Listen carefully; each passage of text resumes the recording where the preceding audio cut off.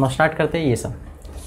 क्या लिखा है इस क्वेश्चन में, find the load W at C so that the reaction at A and B are same, hence draw SFD BMD। यानी कि W की वैल्यू इस तरीके से फाइंड करना है सो दैट A और B की वैल्यू सेम आए, राइट। मतलब ये एक कंडीशन दिया हुआ है, A और B की वैल्यू, रिएक्शन जो A और B पे आने वाले हैं वो सेम होने वाले हैं, उस कंडीशन को सेटिस्फाई करते हुए हमको W की वैल्यू फाइंड करनी है, राइट। और SFD एंड BMD ड्रॉ करना है। अब लास्ट क्वेश्चन जो हमने सॉल्व किया था और इस क्वेश्चन को जो सॉल्व कर रहे हैं हम, ये दोनों में डिफरेंस हम देखते हैं। लास्ट क्वेश्चन में क्या था कि ये यूनिफॉर्मली वेरिंग डिस्ट्रीब्यूटेड लोड नहीं था, खाली UDL था, राइट।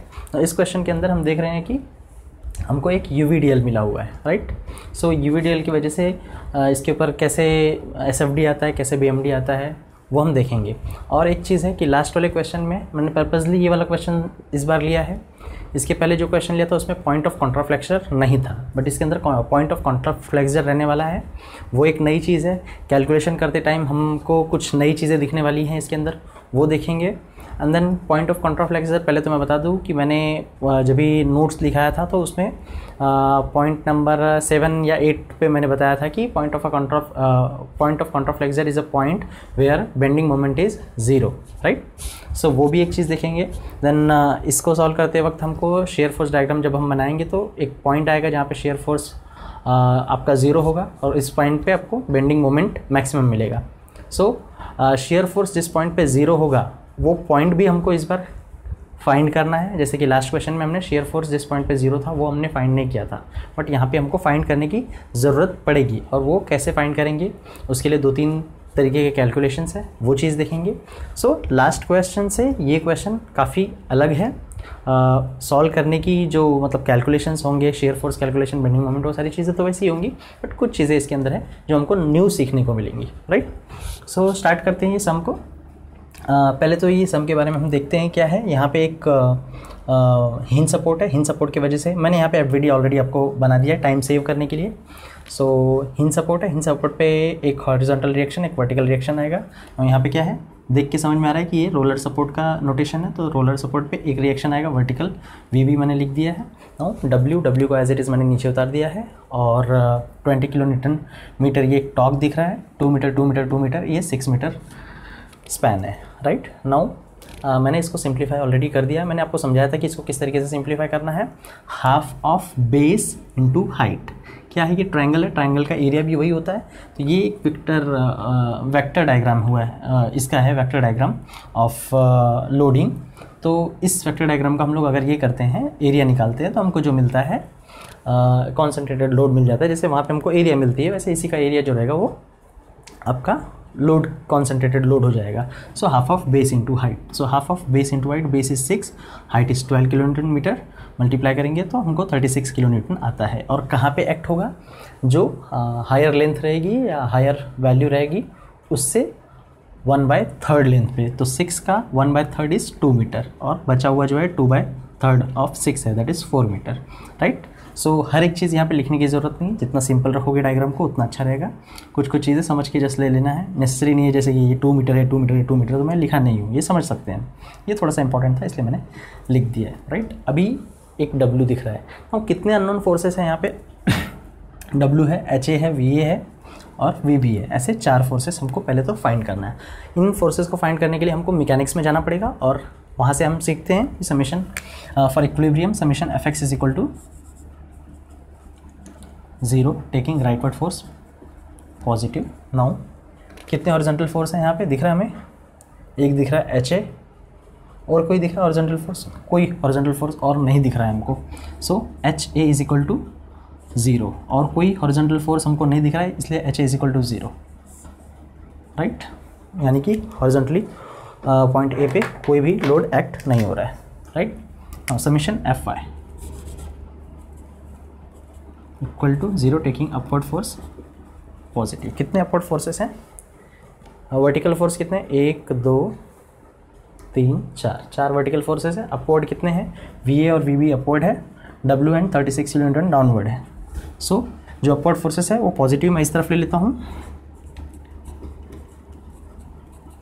और जो डाउनवर्ड फोर्सेस है वो निगेटिव होंगे, इसलिए इक्वल टू के वो साइड लेके जाता हूँ। So W plus 36 now question में क्या गिवन है, find the load W so that the reaction at A and B are same. So ये कंडीशन को यूज़ करते हुए मैं क्या कंसिडर कर लेता हूँ,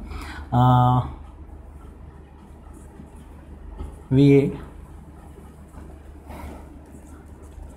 is equal to VB, hence मैं क्या करता हूँ, VA की जगह पे VB रख देता हूँ। सो VB प्लस VB क्या हो जाएगा, 2VB हो जाएगा, 2VB equal to W plus 36। Now VB क्या हो जाएगा आपका, W प्लस 36 डिवाइड बाय, ये आपका VB मिल गया, राइट। नाउ हम क्या करेंगे, चलो ये आपने नोट कर लिया, मैं इसको इतना पार्ट रफ कर देता हूँ सो दैट मैं आगे कैलकुलेशन के लिए इसको यूज़ कर सकूँ। सो हमको यहाँ से आप वीडियो पॉज करके इसको नोट कर लीजिए। फाइनली हमको VB की वैल्यू मिल गई है। VB की वैल्यू जो है W प्लस 36/2 W के टर्म में मिल गई है। VB इक्वेशन 1 हो गया, इसको हम कहाँ यूज़ करेंगे देखते हैं हम। एक और कंडीशन हमारे पास है, summation of moment of all the forces about point. किस पॉइंट के अबाउट लूँ मैंने बताया था जिस पॉइंट पे ज़्यादा अननोन होते उसके अबाउट लेना होता है।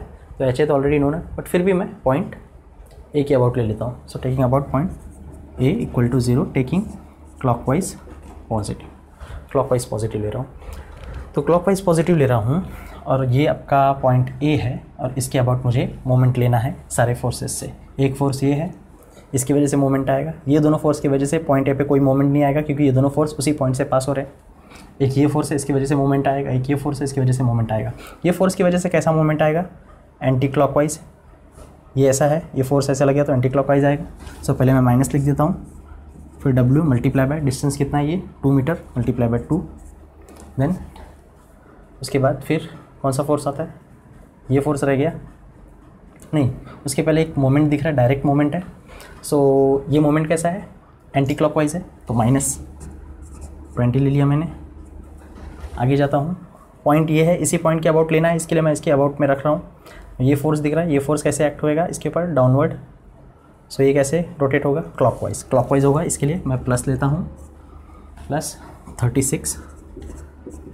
तो फोर्स की वैल्यू हो गई। अब डिस्टेंस कितना होता है इसका, 2 मीटर एंड ये 4 मीटर, 2 2 4 8 हो गया, राइट। सो मैं फोर्स इंटू डिस्टेंस क्यों ले रहा हूँ, क्योंकि मोमेंट जो होता है फोर्स इंटू परपेंडिकुलर डिस्टेंस होता है, राइट। 36 इंटू 8 हो गया। उसके बाद लास्ट फोर्स बचा VB कैसे एक्ट होगा, VB इस तरीके से इसके ऊपर लगेगा तो ये कैसे रोटेट होएगा, एंटी क्लॉकवाइज है, माइनस VB इंटू डिस्टेंस कितना है ये 6 plus 8 4 6 plus 4 is 10 equal to 0। Now ये माइनस है और ये माइनस है, राइट। 36 इंटू 8 को उधर लेके जाता हूँ और इसको मैं सॉल्व करूँगा तो हमको फाइनली कैलकुलेट करने के बाद में इसको हमारी वैल्यू आती है 10 VB plus 2W is equal to 268। Now जब हम VB की जगह पे ना हमको जो इक्वेशन मिलता है 10 VB plus 2W equal to 268। ना VB की वैल्यू हमको पता है यहाँ पे W प्लस 36/2। सो VB की जगह पे हमने W प्लस 36/2 रख दिया। देन सॉल्व करने के बाद में इसको हमको W की वैल्यू आई 88/7 12.57 किलो न्यूटन, ये W की वैल्यू मिल गई। अब ये कैलकुलेशन आप आराम से कर सकते हैं बैठ के। देन W की वैल्यू अब क्या करेंगे हम, W की वैल्यू मिल गई तो W की वैल्यू इज़ 12.57 किलो न्यूटन। ये 12.57 किलो न्यूटन है। देन अब W की वैल्यू मिल गई तो अभी हम क्या VA और VB निकालना है। सो VB का इक्वेशन हमको दिख रहा है ये वाला, VB is equal to W plus 36/2।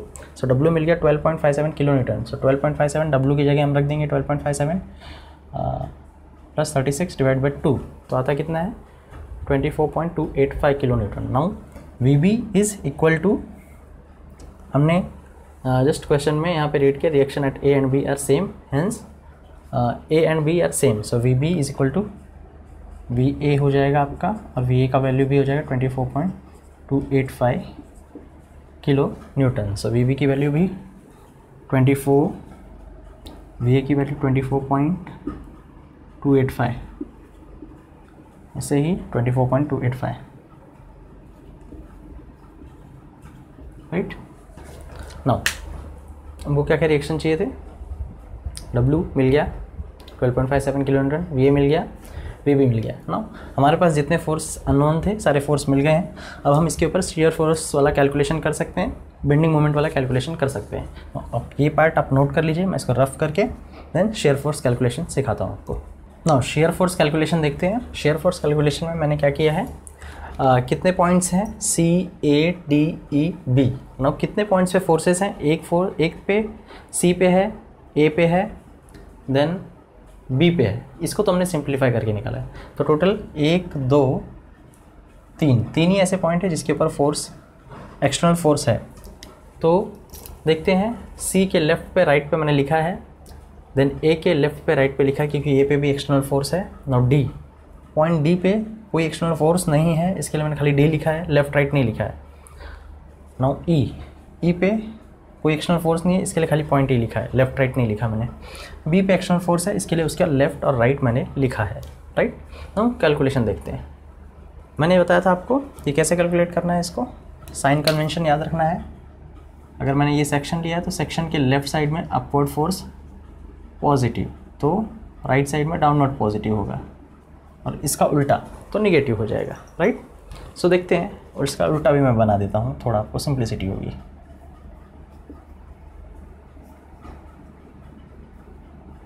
Right. Now मैं यहाँ पे सेक्शन नहीं बनाने वाला हूँ आज इस क्वेश्चन में, बिकॉज ये डायग्राम काफ़ी ख़राब हो जाएगा। इसके लिए आपको अज्यूम करना है कि यहाँ पे सेक्शन है। नाउ C के लेफ़्ट में तो कोई बीम ही नहीं है, कुछ नहीं है, तो ज़ीरो आना ही वाला है। C के राइट में देखते हैं, यहाँ पे मैंने अगर सेक्शन मारा है, सेक्शन यहाँ पे C के राइट में सेक्शन मारा है, C के राइट में शेयर फोर्स, C के राइट में मैंने सेक्शन मारा है, और लेफ़्ट साइड देख के कैलकुलेट कर रहा हूँ, लेफ़्ट साइड देख के कैलकुलेट कर रहा हूँ। तो सेक्शन के लेफ़्ट साइड में डाउनवर्ड फोर्स निगेटिव, सो 12.57 क्या आएगा, -12.57। नाउ A पे चलते हैं, A के लेफ़्ट साइड में सेक्शन मारते हैं, A के लेफ़्ट साइड में सेक्शन मारते हैं, क्योंकि यहाँ पे लिखा है shear force at A left, तो A के लेफ़्ट पे मैंने सेक्शन मारा, राइट। नाउ सेक्शन के लेफ़्ट साइड में ही देख के सॉल्व करूँगा, क्योंकि लेफ़्ट साइड में एक फोर्स है, राइट साइड में काफ़ी सारे फोर्स है। तो सेक्शन यहाँ पे मार दिया, सेक्शन के लेफ़्ट साइड में देखता हूँ तो अगेन वही फोर्स है, क्योंकि यहाँ पे सेक्शन मारा, यहाँ सेक्शन मारा, तो दोनों सेक्शन के बीच में कोई फोर्स नहीं आ रहा है, तो सेम फोर्स नीचे उतर जाएगा अपना, right. Now shear force A के राइट पे, A के राइट पे एक सेक्शन मार दिया मैंने। यहाँ पे सेक्शन बनाने के बाद में ये सेक्शन और ये सेक्शन, ये दोनों सेक्शन के बीच में एक फोर्स दिख रहा है, इसके लिए सेम वैल्यू नीचे नहीं आएगी। तो कैसे कैलकुलेट करेंगे, यहाँ पे सेक्शन बना दिया, सेक्शन के लेफ़्ट साइड में देखता हूँ, एक फोर्स दो फोर्स है, एक फोर्स डाउनवर्ड पॉजिटिव आएगा, डाउनवर्ड नेगेटिव फोर्स रहेगा, तो -12.57। ये सेक्शन के लेफ़्ट साइड में अपवर्ड फोर्स पॉजिटिव, तो +24.285, दोनों कैलकुलेट करेंगे 11.715 आएगा, राइट। नाउ यहाँ पे जो सेक्शन मारा मैंने, फिर D के पास सेक्शन मारा, E के पास सेक्शन मारा, तो ये सेक्शन और ये सेक्शन और ये सेक्शन तीनों के बीच में कोई फोर्स नहीं दिख रहा है, तो सेम वैल्यू नीचे आ जाएगी 11.75 कहाँ तक, पॉइंट E तक आ जाएगी, राइट। और D E पॉइंट पे कोई एक्सटर्नल फोर्स नहीं है, इसके लिए उसका लेफ़्ट राइट नहीं होगा, right. Now shear force B के लेफ़्ट पे, नाउ B पे एक फोर्स है, इसके लिए इसका लेफ़्ट मैंने लिखा है। नाउ B के लेफ़्ट पे मैंने सेक्शन मार दिया, यहाँ पे B के लेफ़्ट पे मैंने सेक्शन मार दिया। नाउ लेफ़्ट पे सेक्शन मारा, तो सेक्शन का लेफ़्ट देख के नहीं सॉल्व करूँगा, क्योंकि काफ़ी सारे फोर्सेस हैं। तो B के लेफ़्ट में सेक्शन मारा और सेक्शन के राइट साइड देखता हूँ, तो सेक्शन के राइट साइड देखता हूँ तो एक फोर्स अपवर्ड दिख रहा है, तो अपवर्ड फोर्स निगेटिव, सेक्शन के राइट साइड में अपवर्ड फोर्स निगेटिव, सो -24.285 आ गया, right. Now shear force B right, B के राइट में shear force will be 0। Now अब SFD ड्रॉ करते हैं, शेयर फोर्स डायग्राम ड्रॉ करते हैं। सबसे पहला देखते हैं C। मैं हमेशा ये साइड से सॉल्व करता हूँ, आप अगर ये साइड से स्टार्ट करके सॉल्व करेंगे तो भी चलेगा, बट मैं हमेशा ये साइड से सॉल्व करना पसंद करता हूँ, that's why I am doing from here. So C पे सबसे पहले 0 वैल्यू कितनी थी, 0। देन C पे राइट में कितना वैल्यू हो गई, -12.57 मतलब नीचे, मैक्सिमम वैल्यू 24 होगी, तो उसके हिसाब से मैंने ये इतना मार्क कर लिया 12.57, राइट।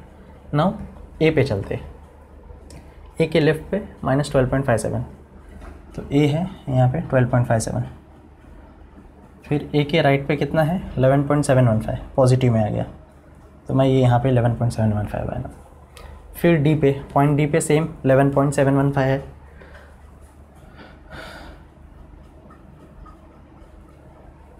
ई पे सेम वैल्यू है। नो बी के लेफ्ट में -24.285, 24 तो इससे थोड़ा नीचे रहेगा,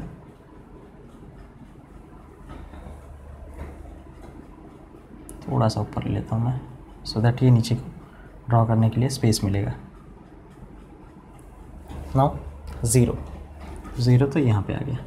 इसको ज्वाइन कैसे करेंगे, पहला तो इसी तरीके से ज्वाइन हो जाएगा। नाउ मैंने क्या पॉइंट्स लिखाए थे वो याद करो।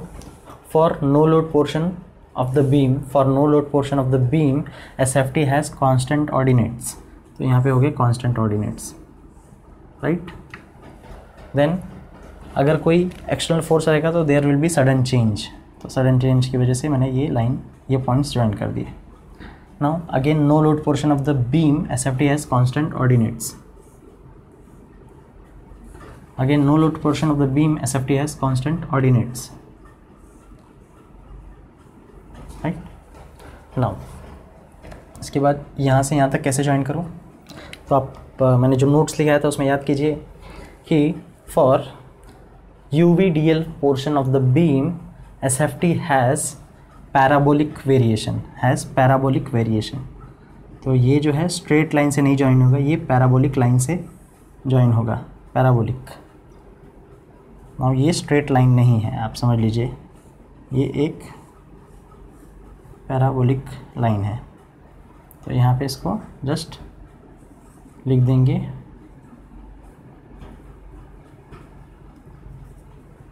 Parabolic, correct. नाउ अब ये जो पॉइंट आया है, इस पॉइंट पे शेयर फोर्स हमारा क्या है 0 है, इस पॉइंट को भी हमने ज्वाइन कर दिया। हाँ एक चीज़ है, आप अगर वैसा करते हो तो भी ठीक है, नहीं करते हो तो भी ठीक है। होता ऐसा है कि जो पोर्शन शेयर फोर्स के कर्व के अंडर में आता है उसको आप ये कर सकते हो हैचिंग लाइन से, अगर आप नहीं करते हो तो भी चलेगा। तो मैं जस्ट एक सम में कर देता हूँ।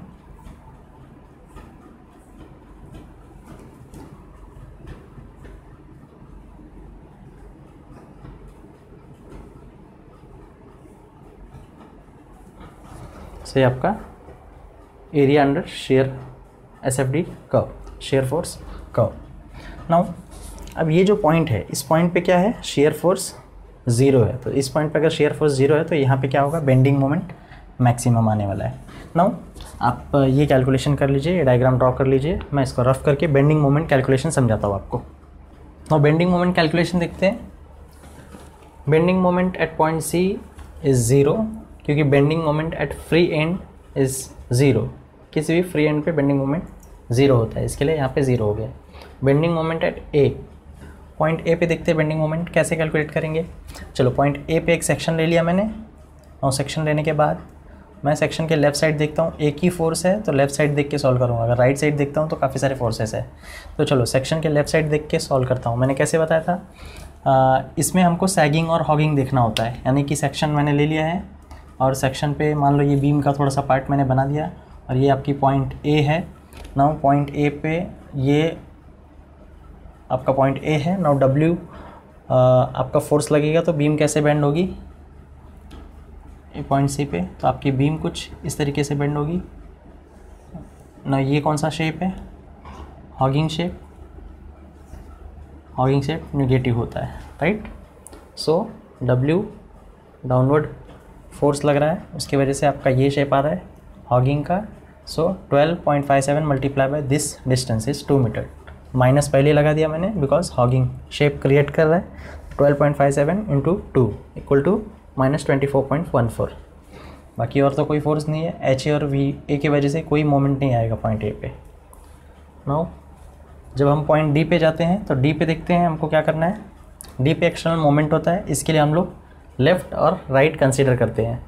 यहाँ पे एक्सटर्नल मोमेंट नहीं था, इसके लिए लेफ़्ट राइट कंसीडर नहीं किया, सीधा ए ले लिया। वैसे ही आपके ई पे भी कोई एक्सटर्नल मोमेंट नहीं है, इसके लिए ई का लेफ़्ट राइट नहीं रहेगा। जिस पॉइंट पे एक्सटर्नल मोमेंट होगा उसी पॉइंट पे लेफ़्ट राइट कंसीडर करके सॉल्व करना है।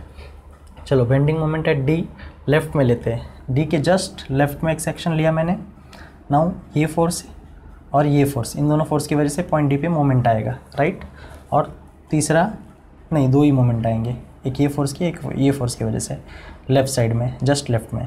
जब मैं जस्ट राइट करूँगा तो एक ये फोर्स प्लस जस्ट राइट में हो गया, तो ये वाला फोर्स भी काउंट हो जाएगा, ये वाला मोमेंट भी काउंट हो जाएगा। ओके, सो यहाँ पे रखता हूँ। जब मैं ऐसे यही फोर्स लगाऊंगा तो हॉगिंग शेप क्रिएट होएगा। इसके लिए पहले ही मैंने माइनस लिख दिया। वैल्यू कितनी है? 12.57। अब यहाँ से यहाँ तक का डिस्टेंस 4 है, इसके लिए यहाँ पे 4 लिखेंगे। पहले इसी पे निकालना था, इतना डिस्टेंस 2 था, इसके लिए 2 लिखे थे। नाउ यहाँ तक निकालना है तो मल्टीप्लाई बाय 4। फिर अगेन इस फोर्स की वजह से कैसा शेप क्रिएट होगा? फोर्स जब ऐसा लगेगा तो बीम कैसे बेंड होगी? ऐसे। तो ये शेप जो होता है किसका होता है? सैगिंग का। सैगिंग के लिए मैंने प्लस लिख दिया है। नाउ फोर्स कितना? 24.285। डिस्टेंस कितना है डी से? 2 मीटर। सो 2 मीटर लिख दिया। कैलकुलेट करने के बाद आपको वैल्यू आती है -1.72 किलोन्यूटन।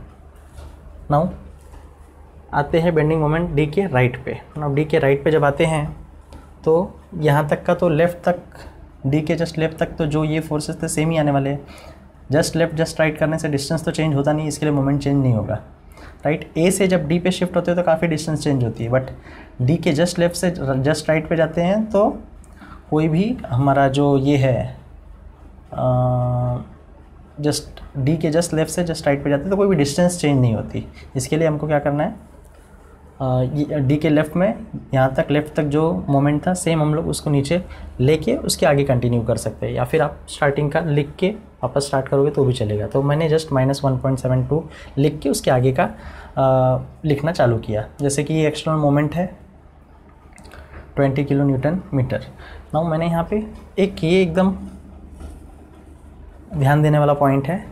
लास्ट वाले क्वेश्चन में मैंने जब सॉल्व कराया था तो मैंने बताया था, उस वक्त हम कैलकुलेशन कर रहे थे तो उस वक्त हम बीम का सेक्शन के राइट साइड को देख के सॉल्व कर रहे थे। जब सेक्शन के राइट साइड को देख के सॉल्व करेंगे, राइट पार्ट को देख के सॉल्व करेंगे तो देखते हैं ये मोमेंट इसके ऊपर फोर्स डलेगा तो बीम कैसी बेंड होगी?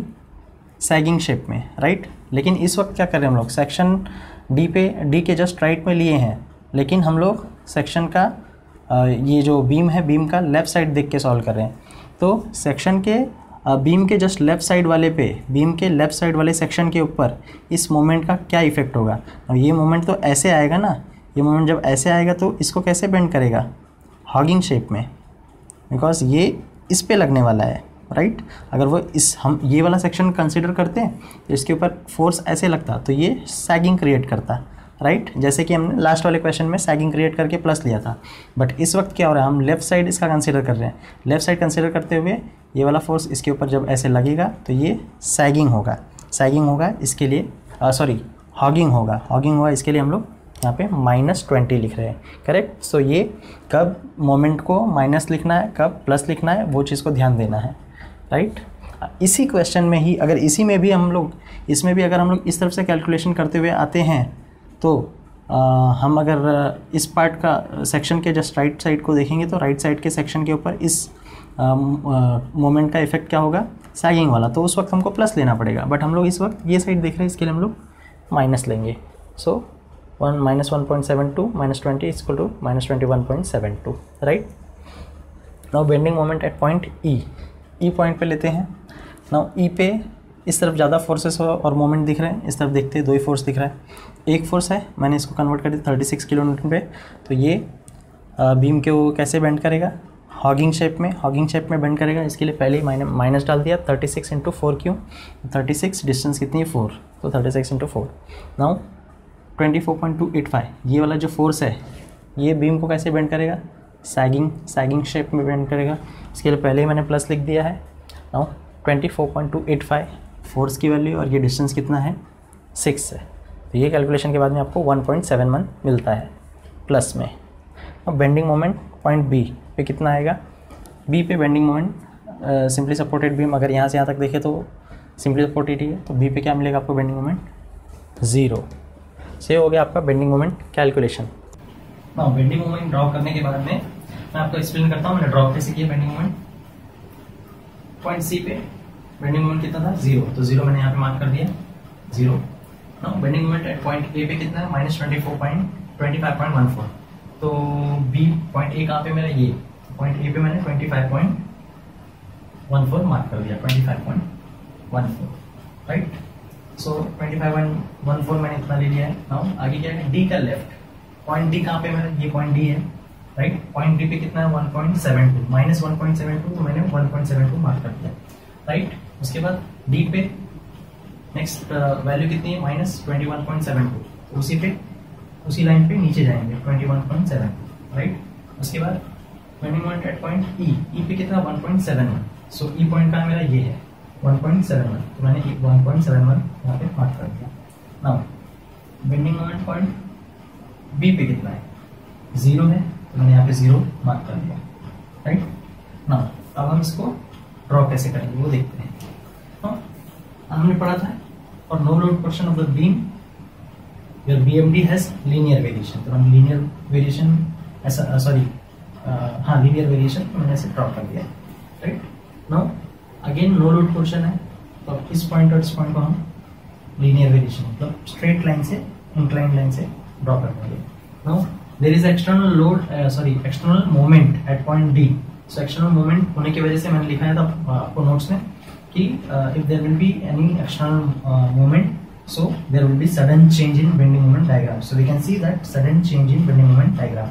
Now अब 21 से 21.72 से 1.71 पे जाना है, तो हम कैसे जाएंगे स्ट्रेट लाइन से जाएंगे because again there is no load portion, so no load portion BMD as a linear variation, so straight line से मैंने ज्वाइन कर दिया राइट। नाउ स्ट्रेट लाइन से ज्वाइन करते वक्त हमको एक पॉइंट मिलता है जहाँ पे हमको बेंडिंग मोमेंट 0 मिलता है, और वही पॉइंट को हम क्या बोलते हैं point of contrast axis right. Now यहाँ तक हमने ज्वाइन कर दिया। नेक्स्ट हमको ये पॉइंट दिखता है, और ये पॉइंट और ये पॉइंट को कैसे ज्वाइन करना है हमको क्या लिखा है मैंने क्या लिखा था आपको UVDL for UVDL portion of the beam your BMD will have cubic variation not parabolic, it will be cubic variation. Now curve देख के हमको नहीं समझ में आता कि कर्व क्यूबिक है या पैराबोलिक, तो यहाँ पे हम लिख देंगे क्यूबिक राइट। नाउ आपने एक चीज को ध्यान दिया होगा, तो मैंने यहाँ पे बताया था आपको कि इस पॉइंट पे क्या है शेयर फोर्स 0 है, तो जहाँ पे शेयर फोर्स 0 होता है वहाँ पे बेंडिंग मोमेंट मैक्सिमम होता है। इसके लिए मैंने इसको जस्ट ऐसे नहीं ड्रॉ किया, इतना छोटा नहीं ड्रॉ किया, मैंने इसको बड़ा ड्रॉ किया, और ये ध्यान में रखते हुए कि अगर मैंने 25 इतना लिया है 25 अगर इतना है तो ये वाला जो है 25 से ज्यादा ही होगा राइट। तो ये 25 से ज्यादा है, तो ये जो वैल्यू है ये वैल्यू हमको फाइंड करना पड़ेगा राइट। तो मैंने कर्व इस तरीके से बनाया कि ये मैक्सिमम पॉइंट को टच करते हुए फिर इस पॉइंट ई पे आए राइट। नाउ ये यहां तक हमने जो किया सेम हमने लास्ट क्वेश्चन में भी किया था, बट यहां से इस क्वेश्चन की स्पेशलिटी स्टार्ट होती है। लाइक पहली चीज तो हमको क्या करना है पॉइंट ऑफ कॉन्ट्राफ्लेक्सर फाइंड करना। पॉइंट ऑफ कॉन्ट्राफ्लेक्सर फाइंड तो कर लिया है, और उसको लोकेट करना है। लोकेट करना इन द सेंस क्वेश्चन मैंने लिखा है, लेकिन आप अभी आगे क्वेश्चन में आगे लिख दो कि लोकेट पॉइंट ऑफ कॉन्ट्राफ्लेक्सर। तो ये पॉइंट ऑफ कॉन्ट्राफ्लेक्सर इसको लोकेट कैसे करेंगे, लोकेट करना यानी कि डी से इसका पोजीशन बताना या फिर ई से इसका पोजीशन बताना। पोजीशन बताना यानी कि डी से कितने डिस्टेंस पे है या फिर ई से कितने डिस्टेंस पे है राइट। तो एक चीज ये फाइंड करनी है। नाउ ये कैसे फाइंड करेंगे देखते हैं आगे। फिर हमको बेंडिंग मोमेंट कैलकुलेशन करना है, मैक्सिमम बेंडिंग मोमेंट इस पॉइंट पे कितना आ रहा है वो कैलकुलेशन कैसे करेंगे। तो वो कैलकुलेशन करने के लिए हमको क्या करना पड़ेगा, इतने पोर्शन ऑफ द बीम को हमको वापस से कट करके यहाँ पे बनाना पड़ेगा। यहाँ पे बीम को बना के उसकी एफबीडी बनाएंगे, फिर शेयर फोर्स का कैलकुलेशन लिखेंगे। शेयर फोर्स का कैलकुलेशन कैलकुलेशन नहीं, उसका इक्वेशन लिखेंगे। तो इक्वेशन लिखने के बाद में हमको उसी इक्वेशन में ये वाला एक्स का वैल्यू मिलेगा, बिकॉज इस पॉइंट पे हमको शेयर फोर्स 0 मिलता है। तो इसका जब हम कैलकुलेशन या इक्वेशन लिखेंगे, तो इक्वेशन लिखते टाइम उस इक्वेशन को 0 से इक्वेट करवाएंगे। 0 से इक्वेट क्यों करवाएंगे, क्योंकि हमको मालूम है इस पॉइंट पे हमारा शेयर फोर्स 0 है, इसीलिए उसको इक्वेशन को 0 से इक्वेट करा के फिर हम x की वैल्यू फाइंड करेंगे। x की वैल्यू एक बार मिल जाएगी तो ये x की वैल्यू हमको बेंडिंग मोमेंट कैलकुलेशन करते वक्त हेल्प करेगी। सो उसी पोर्शन ऑफ द बीम का हम बेंडिंग मोमेंट का भी इक्वेशन लिखेंगे। बेंडिंग मोमेंट का इक्वेशन जब लिखेंगे तो वहाँ पे एक्स की वैल्यू का जरूरत पड़ेगा और वो एक्स की वैल्यू लेके हम बेंडिंग मोमेंट कैलकुलेशन करेंगे। नाउ जब ये सारी चीजें होने के बाद में फाइनली हमको क्या करना है, ये पॉइंट ऑफ कॉन्ट्राफ्लेक्चर लोकेट करना है। तो पॉइंट ऑफ कॉन्ट्राफ्लेक्चर लोकेट करने के काफी सारे ये तरीके हैं, तो वन बाय वन हम करते हैं। सबसे पहले हम एक्स फाइंड करते हैं, फिर बेंडिंग मोमेंट का कैलकुलेशन करेंगे इक्वेशन लिख के, उसके बाद हम पॉइंट ऑफ कॉन्ट्राफ्लेक्चर फाइंड करेंगे। तो आप इतना नोट कर लीजिए, डायग्राम को ड्रॉ कर लीजिए, उसके बाद मैं नेक्स्ट आगे का पोर्शन स्टार्ट करता हूँ। नाउ अभी हमें पॉइंट एक्स का वैल्यू फाइंड करना है। सो पॉइंट पी से यहाँ तक को हमने एक्स रिप्रेजेंट किया और इसी पोर्शन को हमने ऊपर प्रोजेक्ट करके इस पार्ट ऑफ द बीम को हमने यहाँ पे ड्रॉ कर लिया। नाउ इस पार्ट ऑफ द बीम को यहाँ पे ड्रॉ करने के बाद में हमने थोड़ा सा और पोर्शन बनाया हुआ है इसका यहाँ पे। नाउ ये जो लोडिंग दिख रही है ये हमको ट्रेपेजॉइडल लोडिंग दिख रही है, और ट्रेपेजॉइडल लोडिंग को सॉल्व करने के लिए मैंने बताया था आपको कि इसको दो पार्ट में डिवाइड कर लेना है। यहाँ वाला जो पोर्शन है इससे एक लाइन ड्रॉ करनी है, तो नीचे वाला आपको यूडीएल मिल जाएगा और ऊपर वाला आपको यूवीडीएल मिल जाएगा। नाउ नीचे वाला यूडीएल जो है उसको कैसे सॉल्व करेंगे, उसके पहले मैं आपको बता दूँ कि ये जो एक्स था ये यहाँ तक एक्स है, राइट, और ये टोटल कितना है 6 मीटर है। अगर टोटल 6 मीटर है तो ये कितना है एक्स है, तो ये कितना हो जाएगा 6 माइनस एक्स करेंगे तो आपको ये 6 माइनस एक्स मिल जाएगा, राइट। तो वही ये एक्स मैंने रखा है एज इट इज़ और ये 6 माइनस एक्स मैंने यहाँ पे रख लिया है। नो ये कंप्लीट कितना है 12 है, कंप्लीट 12 है।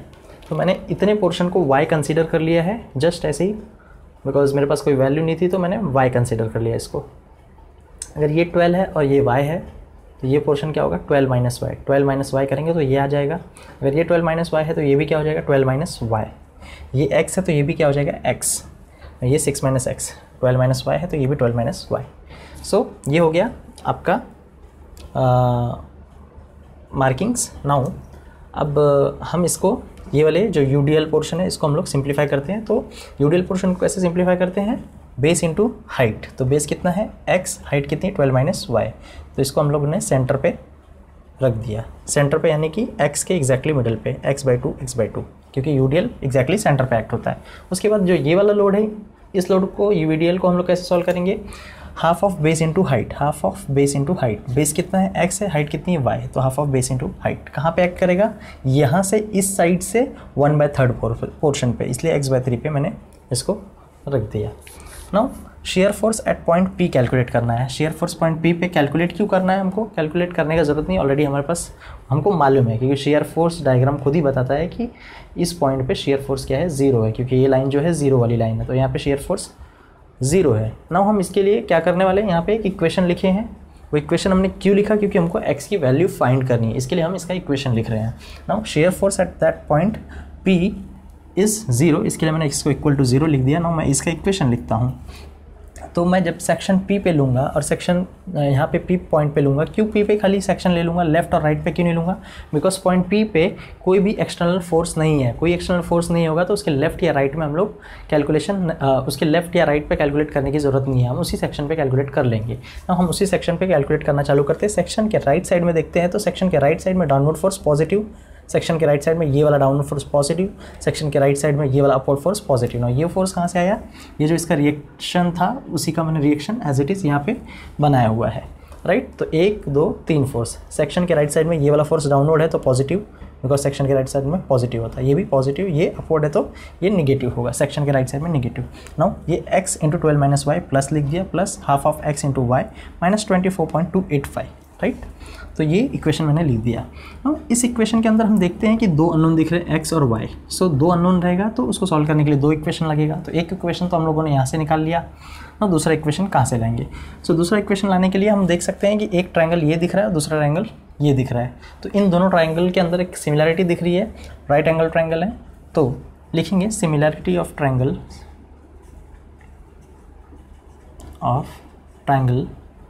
ई P dash and P dash Q B dash.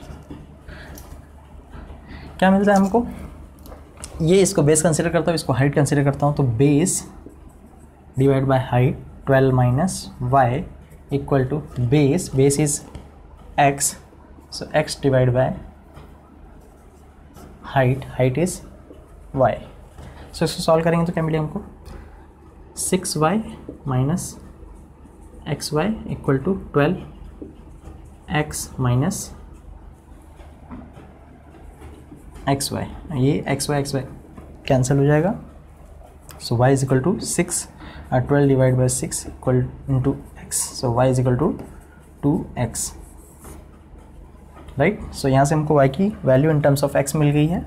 सो हम इसको और सिंप्लीफाई करते हैं थोड़ा। तो ये 12x minus xy plus half of xy minus 24.285 equal to 0। Now यहाँ पे माइनस एक्स वाई दिख रहा है, यहाँ पे हाफ ऑफ एक्स वाई दिख रहा है, तो यहाँ पे -1 है, -1 है, यहाँ हाफ है, तो ये माइनस हो जाएगा 12x minus half of X Y minus 24.285 equal to 0। Now अब हम देखते हैं y एक ही बचा हुआ है, तो y की वैल्यू पुट करेंगे। y की वैल्यू 2x है,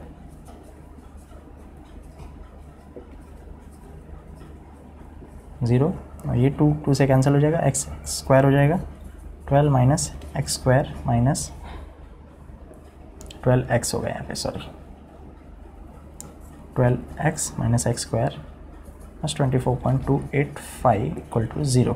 सो हमको दिखता है ये एक क्वाड्रेटिक इक्वेशन है। क्वाड्रेटिक इक्वेशन को जब हम सॉल्व करेंगे तो हमको दो वैल्यू मिलती है, एक मिलता है प्लस में और एक मिलता है माइनस में। तो ना जो प्लस वाली वैल्यू होगी उसको हम कंसिडर करेंगे, because this x represent a length and length can not be negative, that's why will consider it's positive value. So x की जो पॉजिटिव वैल्यू मिलती है, इसको सॉल्व करने के बाद में आपको एक x की वैल्यू मिलेगी, एंड दैट x की वैल्यू इज़ 2.577 मीटर। सो इस तरीके से हम x की वैल्यू कैलकुलेट कर लिए।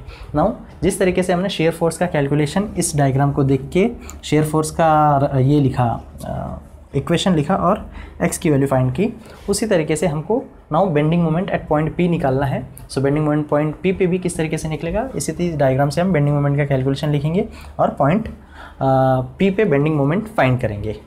सो आप इसको नोट कर लीजिए, तब तक मैं बेंडिंग मोमेंट कैलकुलेशन आपको समझाता हूँ। नाउ बेंडिंग मोमेंट कैलकुलेशन देखते हैं। So bending moment at point P, तो सबसे पहले तो हम ये देख लेते हैं कि ये जो लोड है, bending moment calculation point P पे करना है, तो यहाँ पे एक सेक्शन बना दिया हमने, और इस सेक्शन पे सेक्शन रखने के बाद में हम लेफ़्ट साइड राइट साइड में देखते हैं एक फोर्स है।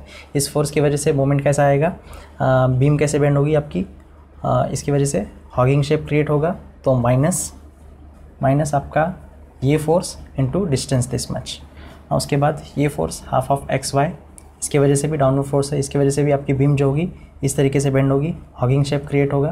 तो half of X Y into this much distance. Now this much distance is, यहाँ तक x/3 होता है, तो यहाँ तक कितना होगा आपका 2/3 इंटू एक्स, राइट। नाउ ये फोर्स हो गया। नाउ थर्ड फोर्स इज 24.285, इसकी वजह से बीम कैसे बेंड होगी आपकी ऐसे, यानी कि सैगिंग होगा, तो प्लस 24.285 होगा, राइट। लेकिन उसके पहले मैं आपको बता दूँ कि x इंटू 12 माइनस वाई, इसको हम अगर सिंप्लीफाई करते हैं तो ये क्या हो जाएगा आपका, क्योंकि y हमको पता है कि y is equal to 2x, हमने यहाँ से निकाला था, उस रिलेशन में हमको मालूम पड़ा था कि y is equal to 2x होगा, कि हमने कैलकुलेट किया है इसको। सो x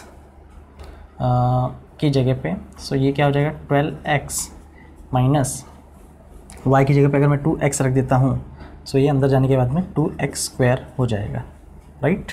सो 12x हो गया, और ये अंदर जाने के बाद यहाँ पे xy हो गया y के साथ में, और y की जगह पे हमने 2x रख दिया, तो 2x स्क्वायर हो जाएगा ये, राइट। सो ये एक तो हम लोगों ने इस लोड को प्योरली x के टर्म में कन्वर्ट कर दिया है।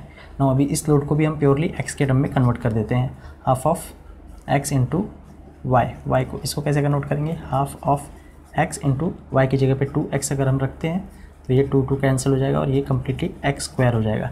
तो आपका ये फोर्स कम्प्लीटली किस में कन्वर्ट हो गया, x स्क्वायर में कन्वर्ट हो गया, और ये वाला फोर्स आपका जो है ये किस में कन्वर्ट हो गया, 12x माइनस 2x स्क्वायर में, 12x माइनस 2x स्क्वायर में कन्वर्ट हो गया, राइट। नाउ अब हम bending moment at point P के लिए इक्वेशन लिखते हैं। सो ये कितने के इक्वल होगा हमको पता नहीं है। सो हम क्या करेंगे, अभी इसका इक्वेशन लिखते हैं। सो यहाँ पे इससे मैंने बताया कि क्या होगा, हॉगिंग क्रिएट होगा, तो मैं माइनस लिख देता हूँ पहले ही, और लोड कितना आ रहा है इसके ऊपर, इसको बड़ा ब्रैकेट लगाएंगे पहले, x minus 2x square into distance कितना है, ये वाली डिस्टेंस कितना है, x/2। सो मैंने x/2 लिख दिया, right, bracket close. Now again this force, ये फोर्स भी क्या करेगा, हॉगिंग क्रिएट करेगा। हॉगिंग क्रिएट करने की वजह से माइनस बड़ा ब्रैकेट ओपन करते हैं। सो ये कितना फोर्स है, x स्क्वायर है, x स्क्वायर इंटू डिस्टेंस कितनी है ये, सिंस ये डिस्टेंस हमको पता है 2/3x होगी। सो 2/3x हमने लिख दिया। नाउ ये फोर्स, इस फोर्स की वजह से क्या होगा, हॉगिंग की जगह पे अब इस फोर्स की वजह से सैगिंग क्रिएट होगा। सैगिंग क्रिएट होने की वजह से यहाँ पे हम प्लस डाल देंगे और फोर्स कितना है 24.285 इंटू डिस्टेंस कितना है ये x। नाउ अब हमको x की वैल्यू पता है, ये भी x, ये भी x, हर जगह हमको x की वैल्यू पता है। और x की वैल्यू कितना हमने निकाला था, x की वैल्यू वॉज 2.577 राइट मीटर। तो हर जगह आप x की वैल्यू रख दो, क्योंकि पूरे इक्वेशन में खाली एक ही अननोन है, दैट इज़ x। तो जहाँ जहाँ x है आप चाहे तो इसको सिंप्लीफाई करो, या तो आप डायरेक्टली x की वैल्यू रख दो और कैलकुलेटर को अपना टेंशन लेने दो ये सब सिंप्लीफाई करने का। तो आप डायरेक्टली यहाँ पे x की जगह पे 2.577 रख के कैलकुलेट करोगे तो बेंडिंग मोमेंट एट पॉइंट जो मिलेगा आपको, that will be 28.44 kilo newton metre. So इस तरीके से हमने बेंडिंग मोमेंट एट पॉइंट पे निकाल लिया है 28.44। तो ये जो है इसकी वैल्यू हम यहाँ पे डिनोट कर देंगे 28.44। तो ये मैक्सिमम वैल्यू हमको मिल गई बेंडिंग मोमेंट की। नाउ अब क्या करना है, हमको लास्ट पॉइंट ऑफ कॉन्ट्राफ्लेक्सर जो है उसको लोकेट करना है। नाउ पॉइंट ऑफ कॉन्ट्राफ्लेक्सर को लोकेट करने के लिए पहले मुझे इस डायग्राम को यहाँ से यहाँ पे डाल के जूम करके बनाना पड़ेगा। सो आप इसको नोट कर लीजिए, मैं इसको रफ करके ये पार्ट यहाँ पे ड्रॉ करके देन अगेन इसके आगे का कैलकुलेशन एक्सप्लेन करता हूँ। So now last part of the sum, हमको क्या करना है अभी, ये जो पॉइंट है इस पॉइंट को लोकेट करना है, पॉइंट ऑफ कॉन्ट्राफ्लेक्सर को। तो मैंने इसको नेमिंग दे दिया पॉइंट M। सो ये जो पॉइंट है ये E है, पॉइंट E, और ये जो पॉइंट है ये कौन सा है, पॉइंट D है। तो सेम मैंने D यहाँ पे बना दिया, ये M बना दिया, ये E बना दिया, और इस डिस्टेंस को मैंने Z लिख दिया है। अगर ये डिस्टेंस Z है और कंप्लीट डिस्टेंस DE कितनी है, DE इज़ 2 मीटर। सो ये 2 मीटर है, 2 मीटर में से अगर Z माइनस करूँगा तो ये वाली डिस्टेंस आ जाएगी। सो 2 माइनस Z मैंने ये लिख दिया, because complete is 2 minus Z is this much, right. Now since यहाँ पे हम एक चीज़ देख सकते हैं कि यहाँ पे भी एक सिमिलरिटी ऑफ ट्रायंगल दिख रहा है। अगर इसको हम कंप्लीट कंसीडर करें, ट्रायंगल कंसीडर करें, तो हम यहाँ पे सिमिलरिटी ऑफ ट्रायंगल यूज़ कर सकते हैं, और यहाँ पे भी, right. So similarity of triangle D'(M), उसमें देखते हैं बेस अपॉन हाइट। सो 2 माइनस Z अपॉन 21.72, ये हाइट हो गई। Now this is your base upon height, so Z upon 1.71। और ये कैलकुलेशन करते हैं तो 1.71 हो जाता है 2 माइनस Z, और ये यहाँ पे जाके मल्टीप्लाई होता है इनटू Z से। सो आपको ये फाइनली कैलकुलेट करके आपको जो Z की वैल्यू मिलती है, Z इज इक्वल टू 0.149 मिलता है। इसको अप्रॉक्सीमेट कर सकते हैं 0.146 मीटर से, राइट। नाउ एक तो एक तरीका ये तरीका हो सकता है कि हम लोग सिमिलरिटी ऑफ ट्रायंगल से Z की वैल्यू फाइंड करें। ना दूसरा तरीका क्या हो सकता है, दूसरा तरीका ये हो सकता है कि जैसे हमने P की वैल्यू फाइंड की, और P पे हमको पता था कि शेयर फोर्स 0 है, तो शेयर फोर्स 0 होते हुए हमने क्या किया था कि एक इसका शेयर फोर्स का क्या इक्वेशन लिखा, और उस इक्वेशन को इक्वल टू 0 करके हमने x की वैल्यू फाइंड की थी। उसी तरीके से हम इसको भी क्या कर सकते हैं, हमको पता है कि इस पॉइंट पे बेंडिंग मोमेंट 0 है, तो हम इसके लिए पॉइंट जो है इस सेक्शन पे, यहाँ पे एक सेक्शन बनाएंगे और पूरी बीम को कट करके वापस से बनाएंगे, और वहाँ पे बेंडिंग मोमेंट के लिए इक्वेशन लिखेंगे, और बेंडिंग मोमेंट के लिए जो इक्वेशन लिखेंगे उसको इक्वल टू 0 करके ये जो डिस्टेंस है, that distance can be find out, right, can be.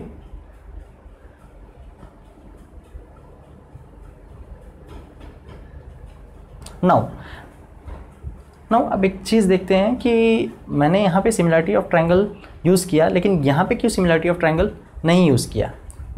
तो रीज़न ये है कि यहाँ पे ट्रायंगल, ये जो लाइन थी that was a straight line, यहाँ पे जो ये लाइन है that is not a straight line, this is a curve, either parabolic और क्यूबिक। तो क्यूबिक या पैराबोलिक कोई भी कर्व होगा तो वहाँ पे हम सिमिलरिटी ऑफ ट्रायंगल नहीं यूज़ कर सकते हैं, राइट।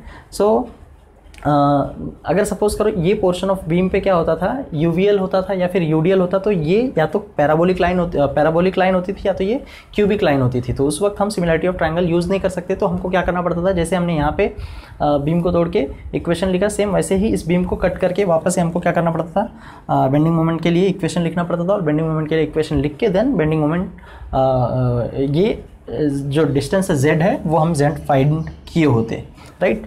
सो नाउ सेम चीज़ हम लोग जो सिमिलरिटी ऑफ यहाँ पे जब स्ट्रेट लाइन है उस वक्त भी हम वो चीज़ कर सकते हैं।